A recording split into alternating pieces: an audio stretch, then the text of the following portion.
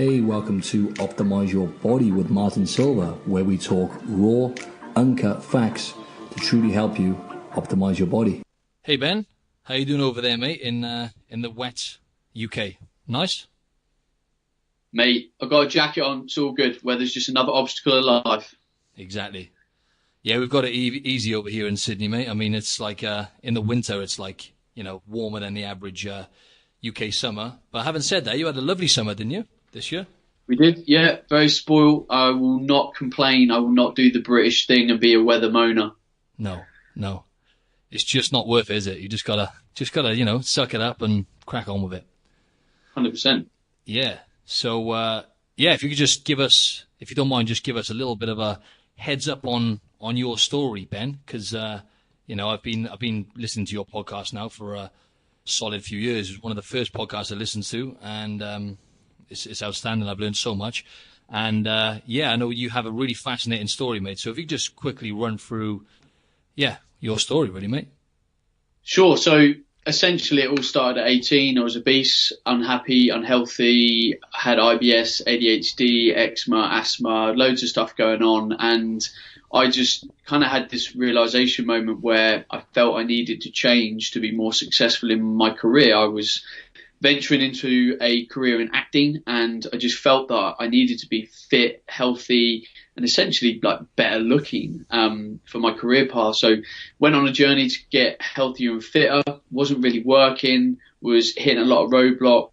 I was doing all the traditional stuff like going for a run and kind of eating better and just sort of following, the UK's Eat Well Plate guidelines and stuff. And, after a long period of effort, about 5 months, I reckon I'd lost about 5 or 6 pounds and got into an argument one day with my brother. I was bullying him and he sort of reacted, and this kind of reaction was like a real stark kind of like intervention. I needed to really look at my results, and I needed to stop like moaning that it wasn't happening, all that kind of stuff. And I ended up flipping this on his head because I wasn't a member of a gym.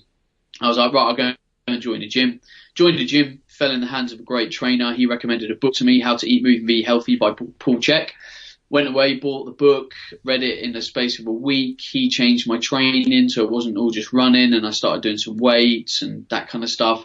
And I lost about 5.5 stone over the course of 6 or so months, and that was just life-changing for me in and of itself. And from that point forward, I left a career of acting. I trained to become a personal trainer and a nutritionist.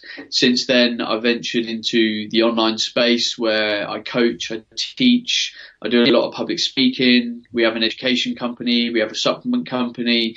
And so 32 now, I think. And it all started at 18. And that's kind of the journey, skipping over a few details.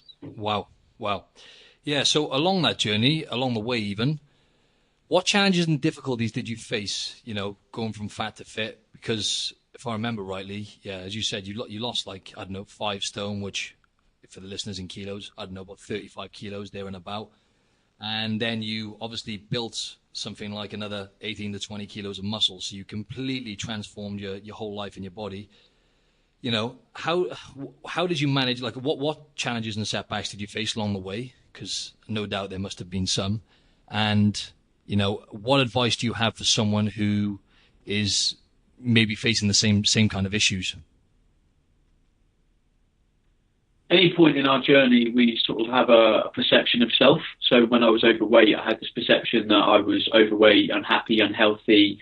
Then when I got slim, I was kind of like still half of that person. Mm-hmm. And sorry to interrupt, man. I think the kind of signal's gone a little bit there. Like it's gone a bit. You didn't change anything then, did you, mate? No. I haven't touched anything. Oh, okay, that's all right. Sorry to interrupt, mate. It's gone a bit like the line's gone a bit funny. So that's all right, man. Just sorry, you were saying, mate. So you get to a point in your journey where, you've changed and you've half changed mentally. And when you're lean, you don't need to get any leaner, but you're constantly in this state of you're scared to put on body weight and stuff, and making a shift from being kind of getting lean mindset to being performance mindset was probably my biggest transition, biggest mindset battle. And it took quite a while to learn that I needed to eat more to then fuel myself. And I see that with a lot of my clients that I coach today. Like they do really struggle with that because, again, you get caught in a pattern. You get caught in a pattern of eating less and doing a certain amount of exercise to get to a goal. And understandably, it's hard to shift that goal again. But this is where I didn't get in sort of touch and get friendly with the science of nutrition and training enough. Like I was still doing a lot of guesswork. My journey to losing all that weight, I went on a low carb diet. And while that was successful for me, it doesn't mean it's right and scientifically correct, and it didn't properly validate the reasons why I lost weight. So I lost weight through essentially cutting carbohydrates out of my diet. Now, I needed to have more of those back in my diet to improve my physical performance, but I was kind of this mindset that, if I bring them back in, they're going to make me overweight. So it wasn't until I started really to study sports nutrition where my mindset evolved and it flipped, and I started to say, let's understand calories more, let's understand these macronutrients more, let's understand how much energy I actually burn in a training session, let's understand the effects of a weight session, a cardio session, a HIIT session, and now I can better manage my nutrition. And, I got closer with the numbers. I started to look at the detail more, and I got very detail orientated. And then I kind of backed off when I realized I didn't need as much detail. So that was probably the biggest mindset shift for me, because I've changed a lot physically, and I don't think my mental state had really come along at the same rate. Yeah, absolutely. I can totally identify with that, because fortunately I wasn't in a state where I was ever obese, but I built up a really bad relationship with food.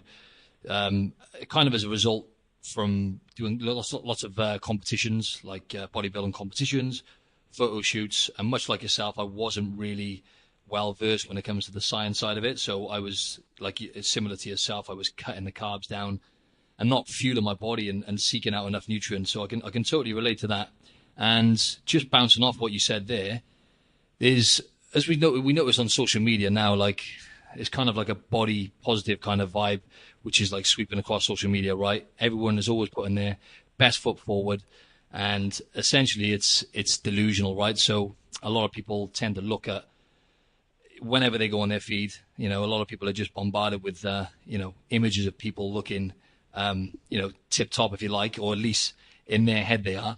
So yeah, what are your thoughts on, the current industry and with social media?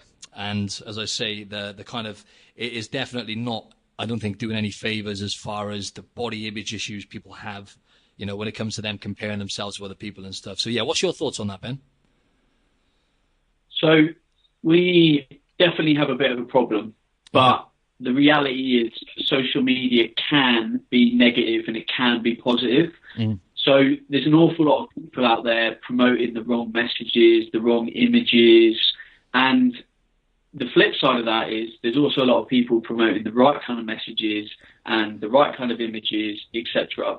So let's right now question anyone's use or the content they follow on social media. If you and me were to open up our Instagram feed right now, what do we see? Are we seeing anything that makes us angry or sad or question our beliefs, morals and values? If so, unfollow that content, because it's not serving you as a person.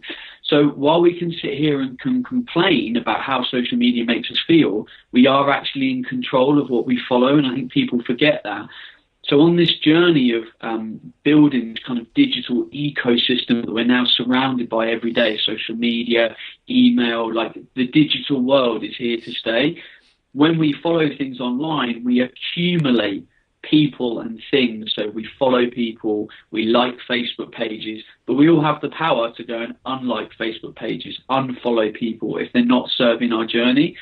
So I did a big video piece on social media a couple of weeks ago, and I said, go away and look at your social media. Is it a positive influence? Are you scrolling past 15 posts before you get to a post where it's actually adding value and positivity to your life? If so, you may need to go and unfollow those 15 people because they're just no longer serving while you're using social media. So like I follow about, if you go to my Instagram, I follow about 100 people, just over 100 people. Anymore, I can't keep up. Like, it's not relevant, and there's only so many things right now I'm interested in. So if you've looked at my Instagram feed 2 years ago, it's probably different to how it is now, because I've evolved as a person. I'm interested in different things. And it's like anything. If we want to change our habits and our routines, we have to change our home environment. We maybe need to change the gym that we go to. We maybe need to change the books that we're reading and the coach we're following or getting advice from. And the same needs to be done with social media. You need to keep shaping that environment that is now a massive part of our lives, because the reality is, according to the data, we are now on our phones on average 2 hours a day. Now, that's a massive amount of time. If you're not managing and shaping and controlling that ecosystem, then you're leaving yourself susceptible to being influenced by messages, images, values that you don't want to be influenced by. Mm. Yeah, you put that really well, Ben, really well. And you were saying about people being on their phone for around about 2 hours a day.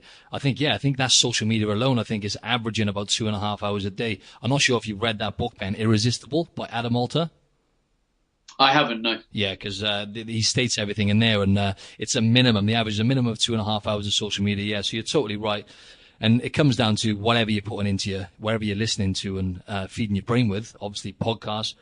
You're following people on Instagram. That is essentially molding and shaping your brain. So, yeah, you put that really well, mate. Thanks for that. And yeah, on that note, I was going to ask you about, because I notice you do get a little bit of pushback here and there. I'm totally with you in terms of your concepts when it comes to food, building a healthy relationship with food and nutrition, and how important it is to eat whole foods and seek out nutrients and stuff like that. But there's a lot of people out there. I'm not going to mention any names. And a lot of them, respectively, that they're experts in their field, but they are very much hell bent on calorie control. And, if it fits your macros kind of thing. And, you and I both know how important it is to actually control your calories. It is pretty much the be all and end all when it comes to weight gain or weight loss, wherever it is, wherever your goals are. Calories are important. I get that. But when it comes to people promoting just the calories and focusing purely on that, and, it doesn't really matter so much what you eat. The most important thing is your calories. Obviously, it does make a difference, artificial sweeteners and stuff like that as well can be very harmful. So, yeah, what are your thoughts on that, mate? And, like the importance of whole foods and actually focusing on nutrients as well as calories. So many people have, and we picked up on this earlier, a disordered relationship with food. Mm-hmm. And we definitely live in an environment where we're struggling to control our calorie consumption. We're all going out at the weekend, we're having fun, we're going around friends and family.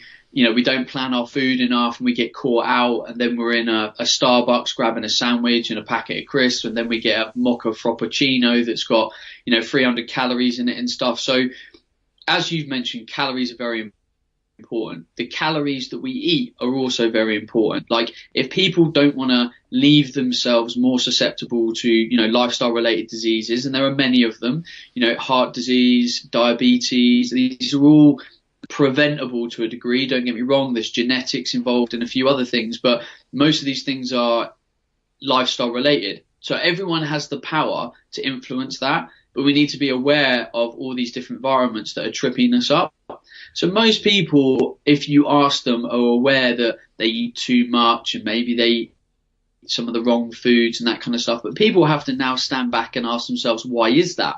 What am I not doing in my lifestyle that's given me enough control of those environments?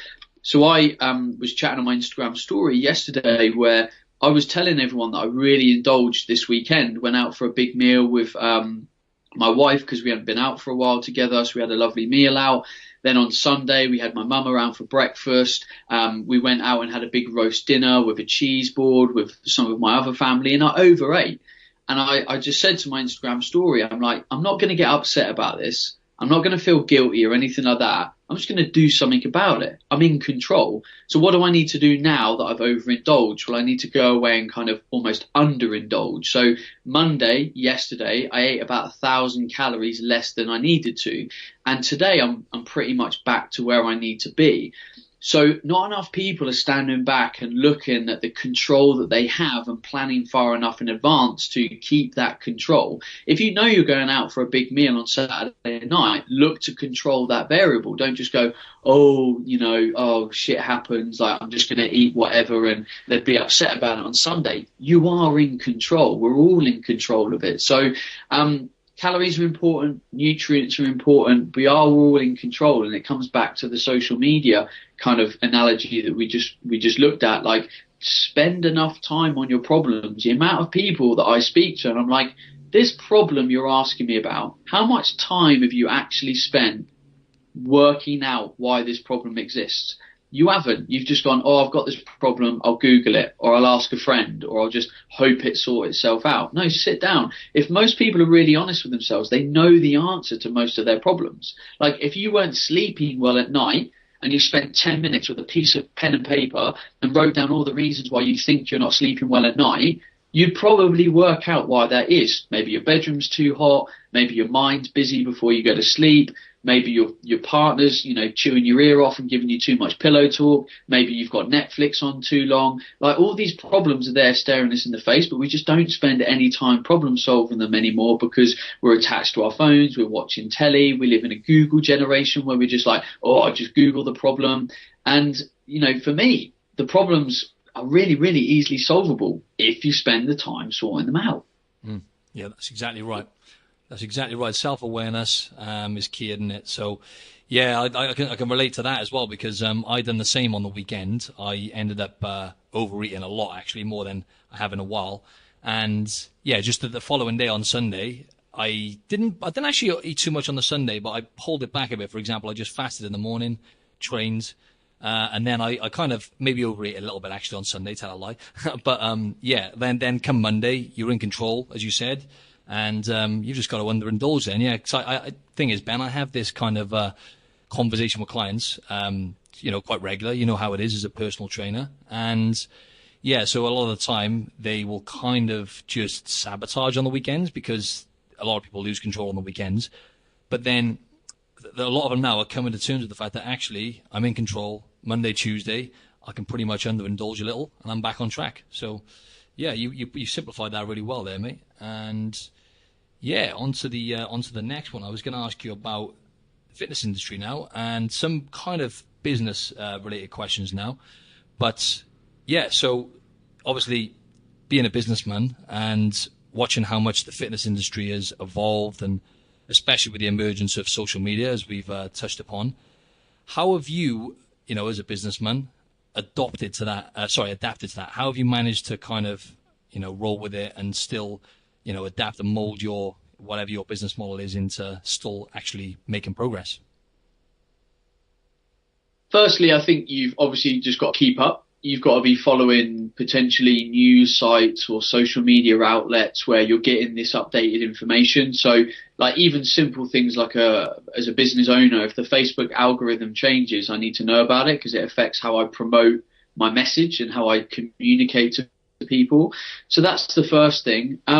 Looking at trends and business analysis. So what are people doing? How do they want to digest content? How do they want to purchase things?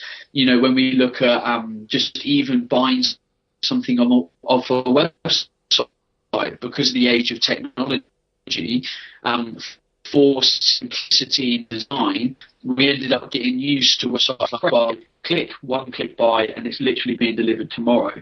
And, if your website is taking 3, 4, 5 pages to check out and you're having to re-enter information, then you need to adapt to that. So it is about keeping up. Like there's no word of a lie that business is tough. Like, let's not beat around the bush. Like, there's a lot that I have to keep up with.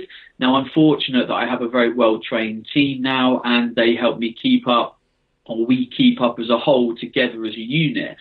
But, it's about standing back again and looking at the problem. Like, if your online business declined, we have to stand back and say, well, why is that? Is our message not getting out there? Is our product too cheap or too costly? Is our service not as good as our competitors? And it's the same outcome or approach with looking at the human body. If I want to change my body, lose fat, build muscle, and increase performance, I have to stand back, look at the problems, look at the steps that got me to that problem state, look at rewinding and recreating better habits around those problems, and then moving forward and maybe innovating on the problem. And for me, the approach is very, very similar, but it takes time. And this is where, there's times where I shut myself off from the world, like on a Sunday. I traditionally have 2 hours to myself on a Sunday where I get up at like 6 a.m, and from 6 till 8, I just look at my business, like what's going right, what's going wrong, am I happy, and I do the same with my body. Very interesting. Yeah, and you've obviously used the mental discipline and the resilience that you had to obtain, transforming your body and life to your business, right? It seems like you've managed to, as you said, you do the same with your body, right? Yeah, I think from an early age, I was exposed to the positive influence of discipline. So I grew up in a military school, and right. I did, in all fairness, fight the system the whole way through. Like, I was a very rebellious person, and that was probably because they were getting me to do a lot of things that I didn't like doing, or I just didn't enjoy. But I saw the value of discipline. So when the school said to me, "Oh, you're going to do your homework between 6 and 8 p.m. at night, and then from 8 p.m. till 10 p.m. you've got downtime. You can go downstairs, play pool, chill with your mates." And having that structured discipline meant I was very successful at school, in that I got a lot of stuff done. Don't get me wrong, there were areas of school that I failed miserably. Crap at maths, crap at science, crap at English, all that stuff. But discipline in my routine showed me what can be done. My homework was always done, because guess what? Between 6 and 8, I actually did it. And don't get me wrong, there were loads of kids that didn't do their homework, but I still planned my day out the same. Like, I look at my day now and I'm like, right, when am I preparing my food? When am I going to the gym? When am I going out with my wife for dinner? When am I doing my work? When am I taking my dog to the vet? Like, all of this stuff is in my diary. So when it's in the diary and I've committed to the discipline of doing the work gets done. No excuses, no procrastinating. Because that's one of I mentioned on my last podcast, like one of the things I'm one of my weaknesses, if you like, is just, procrastination and not always getting shit done. So I was going to ask you, when you put those things in your diary, do you literally put the time slots, yeah? So you'll schedule in the times? Yeah, definitely. And I think the key thing is turn off your phone. Like, my phone is off 80% of my day, or it's at least off like Wi-Fi mode, so I'm not getting notifications and stuff. But my phone has no Facebook notifications, no Instagram, no nothing. I have to go and check anything manually. Usually I will procrastinate in my life when it's time to stop working anyway. So if my brain is looking for an excuse to go and play or explore, or just kind of be a little bit mindless about it, it's usually because I've already done enough work and the day is done and my mind just wants to sort of play and evolve. But if I'm procrastinating at 9 o'clock in the morning on social media when I should be doing my work, I've fundamentally got to shift my environment. I've also got to ask myself, am I motivated to do what I've planned to do? Like, if I'm getting up in the morning and I should be having Skype meetings with 3 clients, for example, and I'm not motivated to be there, then I need to question my values in my business. Like, why am I coaching clients on Skype if I'm not even enjoying it? So all of this stuff has to be picked apart. But, again, I have very strict rules around my business to get things done so that things get done.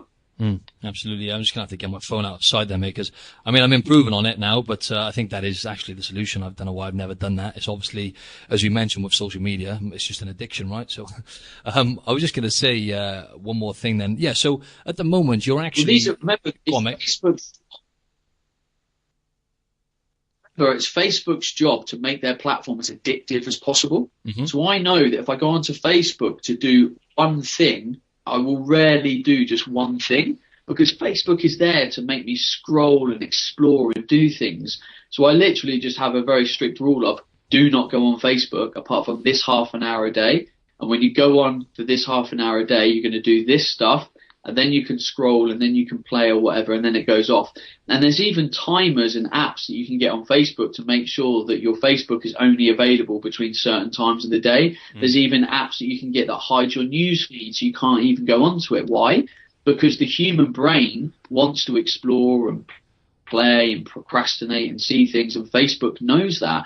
So sometimes it's not about having the self-discipline to say, oh, I'm only going to go on 10 minutes Facebook for 10 minutes. It's having the discipline to not open Facebook at all, because you know what happens. You get sucked it's in. Like That's not exactly right. A box of donuts. Like, I'm not going to buy a box of donuts because I can't eat one. So don't buy the fucking donuts. It's the same principle.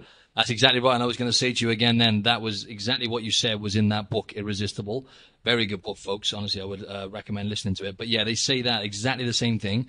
The algorithm is all actually programmed for you to want more. So like you were saying about donuts, that's the analogy they used. You see one person's post, and then boom, you want another, you want another, you want another. Before you know it, that's another half hour gone, which you'll never get back. So, yeah, spot on, mate. So, yeah, I was just going to say, moving on to your, I was going to ask you, intervene actually, and ask you, you're still actually coaching clients online as a personal trainer, or is that more, what is it you're doing exactly, if you don't want me asking now, online on a client level? I have a program called Fat Loss for Life. It's a 90-day transformation program where I basically take people through 3 phases of their body and mind evolution. So we spend a month taking people through diet and training, understanding it, making it fit their regime, their goals, all that kind of stuff. Phase 2 is about shifting people's mindset, lifting their self-limiting beliefs, conquering their fears, all that kind of stuff. And then phase 3 is about teaching them how to be kind of an everyday athlete, like improving their performance, understanding calories better, all that kind of stuff. So it's kind of like a semi-coached program. There's a massive journey that people go on. Like, they'll get an email from me for 90 days every day. And there's contact with me in the Facebook group and that kind of stuff. And it's basically, you know, I said to myself, right, I've been coaching for 10 years now. What process do I keep taking the client through? And it was through this process. So I built it into a system, programmed it into an app and all that kind of stuff. So that's my only way to be coached by me in terms of nutrition and training.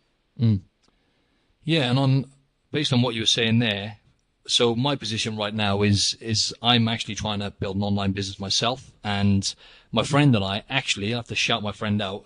He actually helped me out with a lot of these questions. I'm not going to lie. Andrew Bond, his name is, and he's a massive fan. He's the one who actually introduced me to the podcast, and yours was the first podcast he listened to. And him and I have both been. I've been a personal trainer for probably about 12 years now, and he's not far behind. Both, got a lot of experience in the fitness industry, and we're actually looking at doing online coaching ourselves now. So we're putting a load of content into a website, basically all sorts of things, recipes. Lots of exercises and whatnot, and then we're just gonna try and get into the one-to-one stuff and go from there really, and just try and give people lots of free content and add lots of value first and see where we go. So I was going to ask you, what advice would you have for someone like myself and my mate Andrew, who are going to look to progress with like an online business, and for example my podcast as well. I'm going to be totally transparent here. Like my podcast, this is the 46th episode now, and it's been growing very slowly because I kind of dived into it, which is what I do a lot of the time, Ben. And you seem very smart about your approach, so I'm going off on a bit of a tangent here. So yeah, any advice you have for someone like for me who's looking to get into building an online fitness business?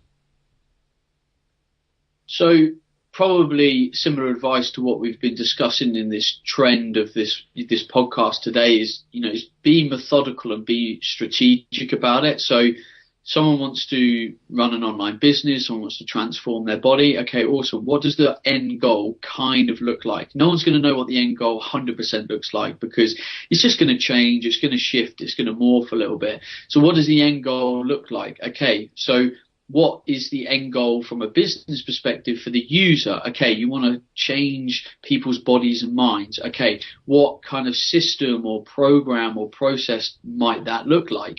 So when I looked to build Fat Loss for Life, for example, I thought in my head that I had this perfect, amazing system. And actually, through being in business a while, even if you think you've got the perfect system, know that you haven't. Know that it's just a lie that you tell yourself. So instead of believing my own bullshit, I tested my system, and I wasn't going to release it 100% till it was fully tested. So I ran my program for 8 weeks as a live program, and then I got to the end of it and I'm like, wow, what do I want to change? And I was like, shit, I want to change a lot. So I changed a lot, and then I ran it again, and then I ran it again. And I ended up running my program for 18 months before I actually sort of like, you know, closed the door and said, right, this is the actual process. So be really methodical. Like we're great at getting ideas and diving head first, and the digital era means that we can set things up pretty easy. Like you can now set up a podcast on an app called Anchor in literally a minute and be distributing it to the world. Like it's just so easy, but it doesn't make it right. And sometimes it is good to just dive in and test it and explore. But when you're going to spend time and money building like a membership area or a program or a system or a formula, you really need to test it, then test it again, and test it again, and then seal the door and then say, right, this is kind of my program. So that would kind of be my advice. Obviously, also look at, you know, competitors, price point, the value that you're going to give the customer, all of that stuff. Great. And I was just going to ask you, I'm getting a bit selfish now. This is turning into like I'm just trying to steal knowledge off you, Ben, here. Nah. I think it's going to benefit some of the listeners. But yeah, like for example, the podcast, I have this podcast now, and my goal initially was just, right, okay, I'm equipped now with a lot of knowledge. I've got some contacts. I'm just going to go in. I'm going to just try and give as much value and content as I can. I hopefully want to monetize it by creating training programs, like specialized training programs. However, I was fully aware that obviously the industry is saturated, but I mean, what industry isn't nowadays online? So yeah, so I mean, in terms of the way you've done it, you actually had, I guess, off the bat, you actually had a rough idea in terms of how you were going to monetize your podcast and stuff, or? No, my podcast literally in the last 3 weeks has been monetized, but it hasn't been monetized for 5.5 years. So I launched my podcast because I wanted to get my message out there, I wanted to build my brand, I wanted people to know me, I wanted people to trust me, value my advice. So I never had any monetization strategy. It's only because podcasting started to become serious real estate, and the UK kind of digital economy has started to realize it as a serious medium. And I got approached by Global Radio, and I have recently signed a contract with Global Radio to distribute my podcast through their platforms and be part of their ecosystem. That's awesome, mate. Awesome. Yeah, so that kind of clears that up. And yeah, that kind of clears the next question up as well. And actually, I wanted to just skim over one of the podcasts you've done recently. I'm aware of the time here, by the way, mate, because I know we've got about 15 minutes. Yeah, I was going to mention about, for example, one of your saying that sticks out of my mind, Ben, right, is for some reason whenever I'm doing anything, you know what it's like, certain information you absorb and it just sticks in your head. And it's really starting to kind of, it's starting to hit home, and I'm starting to realize actually. So, for example, like just one of my weaknesses is organization, right? Being organized and structured with my life. You know, I've got away with it to a certain point, but now it's like I've got this podcast. I've kind of got a few things going on, as well as being, you know, a PT as well, you know, doing 30 odd hours, and you know the hours out, antisocial as well. So being organized is very important for me now. And there's a quote, how you do anything is how you do everything. And that's something that has resonated with me, because I'm like, I notice whenever I'm getting sloppy with things, for example, like you mentioned, you actually had a whole podcast episode on it, a short one, talking about cleaning your house. You know, clean your house. Basically, I think that was a podcast episode. And I thought, yeah, like, because I notice if I start slipping, like, for example, my house starts getting messy, and I just start getting really kind of lackadaisy about things, then I turn up a little bit late for clients, and I find it all just, that quote seems to stick out in my head. So how important is it to keep on top of things like cleaning your house and those kind of things, which could potentially bleed into your everyday life? Well, I think you've already summarised it. I think you've answered your own question. Yeah. Like anything, I think there's a pattern of energy. So if I think about, like, even if I go back to my friends at school, the guys that were messy and kept their dorm room really messy were basically messy with their work. They didn't get their homework in on time. They were always making excuses. And all the kids that, would fold their clothes, make their bed, do all that kind of stuff, got their homework done on time, stuck to their schedule, had a certain amount of discipline and self belief in the process as a result of that. So, if I get up in the morning and I'm like, oh my God, my house is a tip, it kind of feels like my brain is a tip. So I might do the washing up, I might straighten the cushions, and I'm like, right, things feel like they're in order. Now my brain feels like they're in order. Now I can look at my day and my tasks and what's happening, and I feel like I'm in order. But as soon as some things start to get a little bit disheveled and feel unorganized and out of place, I feel that energy seeps into other areas of your life. So for me, I have a routine where I'm like, right, let's check my environment. Am I happy? No. Right. Cool. Get my shit together. Tidy it up. Boom. In the game. Simple. Great stuff. I'm going to have to listen to this podcast again, Ben, to be honest, to get my notepad out. I was just going to say, the next one is basically currently, what would you say are the biggest threats, right? Because especially with the fitness industry, as I said, it's very much saturated now. And what do you think are the biggest threats, for your business at the moment or in the future? Is there anything in particular or any kind of trends or whatnot? Yeah, it will be a lack of innovation. So because of the digital age, everything's moving quickly. How we consume social media, the platforms we use, the apps we use, buying behavior, all of that stuff is moving really, really quickly. So if I don't innovate, if I don't stay on top of things, if I don't have a quality product, then I will lose in business. So I have to stay abreast of all of that stuff. And I know this because it's already happened. I didn't innovate quickly enough. Like competitors in our market with one of our products saw what we were doing and made a better product, and we lost. So that's the biggest thing really, but it's always going to come down to quality of product. Quality of product will always shine through any form of innovation. So like if you just think about your local town, think about the restaurant that people love, or the bar that people love, or the cafe that people love. They're probably not innovating. They're probably not doing anything madly different. They're probably just doing great food with a great atmosphere, with great staff, with a great product, and you keep going back there. So sometimes it is about making sure that your product is the best, and sometimes that does involve innovation to some degree. But if you cover all the bases with your product, I think you'll be around for many years to come. And what were your biggest errors, Ben? What were your biggest, would you say, mistakes along this path? I didn't realize you've been podcasting for that long, for like 5.5 years. So you've been in the digital game for a while. What are your biggest mistakes, mate, along the way? Ooh. Yeah. Probably becoming too attached to pieces of work that I've already had already done. So maybe not innovating because I didn't want to, I grew a lot of my brand on Facebook and through podcasting.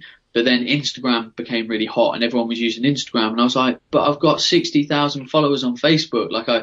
I want to use that more. But the reality was Facebook was, it was really hard to reach people on Facebook. So I should have, reacted quicker and not been so precious about all the hard work that I'd already put in. Because the reality is hard work is always needed in the business. That energy and the way that you apply that hard work just keeps kind of shifting, especially with the digital age. And second to that would be, hire people slowly. I've built a team of amazing people now, but I went through, a really tough 18 months where I hired bad people, made the wrong decisions, put money in the wrong places, and it took me pretty much 18 months to get out of it. So some bad decisions took a long time to really undo themselves. Yeah. And it's funny because there's another podcast that I listen to. It's called Mind Pump Media. And I really, really look up to that one. They're out in America, fitness guys, and they said exactly the same thing about YouTube. And I can, it's like, there's so many different platforms, Ben, right? It's like, it's so hard to, because you've immersed yourself into obviously the podcast game, Facebook. Whereas myself, it was with the fitness modeling stuff and the bodybuilding and whatnot. It was all just Instagram, trying to build up a modeling profile. And then I realized, I got to lots of followers, thousands of followers, maybe over 30,000 at one point. And I thought to myself, Oh, okay. When it comes to building a business, though, it's getting attention is one thing, right? And Instagram's easy for that. But building a business is something else altogether, right? So if someone's going to listen to you on your podcast for an hour or so talking, and they're going to come back round and they're going to continue to listen, then obviously they're going to be interested in what you've got to say. Whereas I think Instagram is a lot easier to get attention on things like that. So, yeah. So going to the epidemic we're facing right now, like we're facing an obesity epidemic and an age of chronic illness, and it's a worrying time we're living in right now. Also with people with postural issues, and even kids I've started noticing nowadays. Again, we're talking a lot about technology here, but it relates to that, and it can be stemmed from it. So yeah, what are your thoughts on it, on where we're at right now with the obesity epidemic, and how do you think times are going to be now going forward? Because it's only getting worse, right?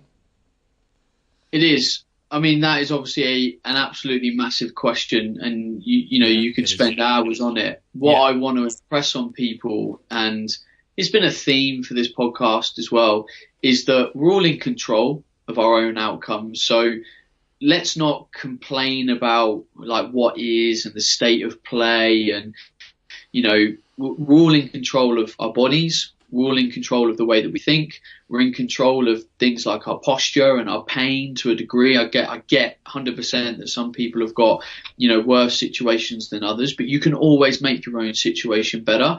So if you're overweight, if you're fatigued, if your business is suffering, if your career's on the decline, if your relationship is crap, like stand back, do some work, turn off the world for half a day and say, right, I've got this list of problems. How can I go and solve them? And one step forward today is one step forward today. And tomorrow I'll make one step forward. And whether it's with your body or your career or your relationship, it will be the most valuable step you make. But I genuinely believe people are going to work, they're working hard, they're medicating themselves with social media. We all say we've got no time, but most of that time is sat on a phone or in front of a TV and all that kind of stuff. And we do have time. We're just not using it properly.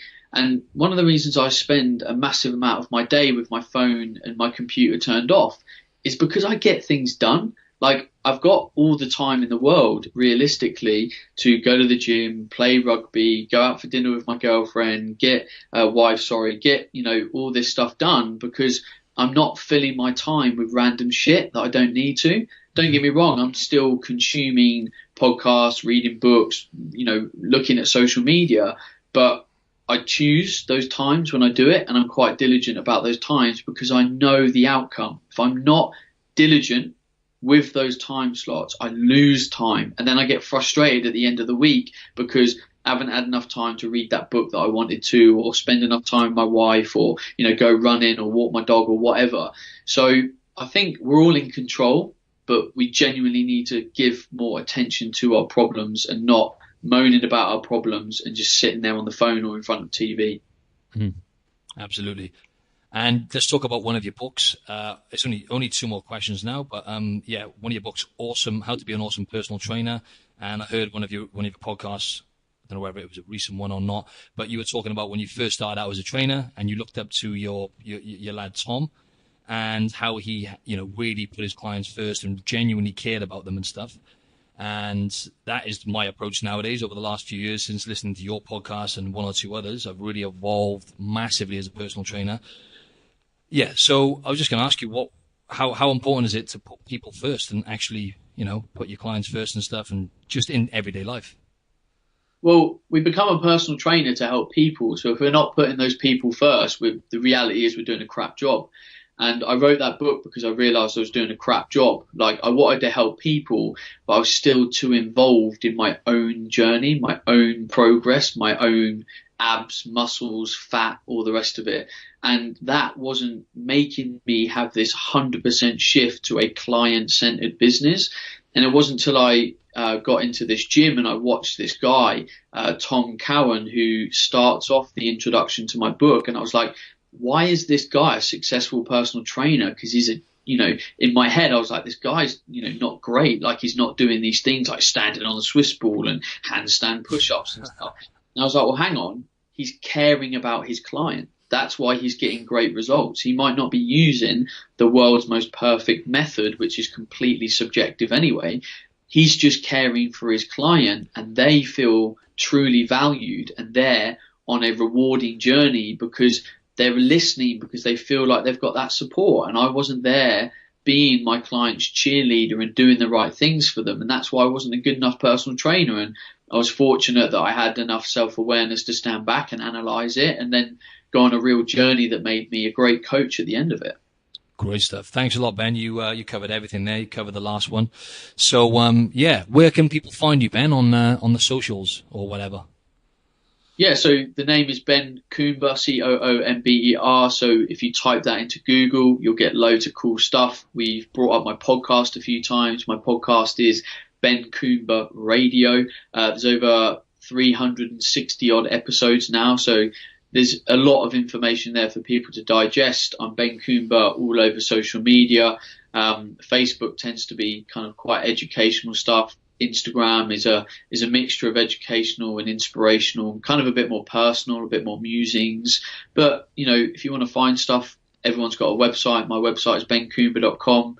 So yeah, if you've enjoyed what I've said today, go and have a look around and see if there's something that you like. Thanks very much, Ben. Once again, I really appreciate your time, buddy. Mate, thank you very much. It's been a pleasure, and hopefully people have taken some real value and things that they can act on today. I have no doubt they will, mate. Thanks again, man.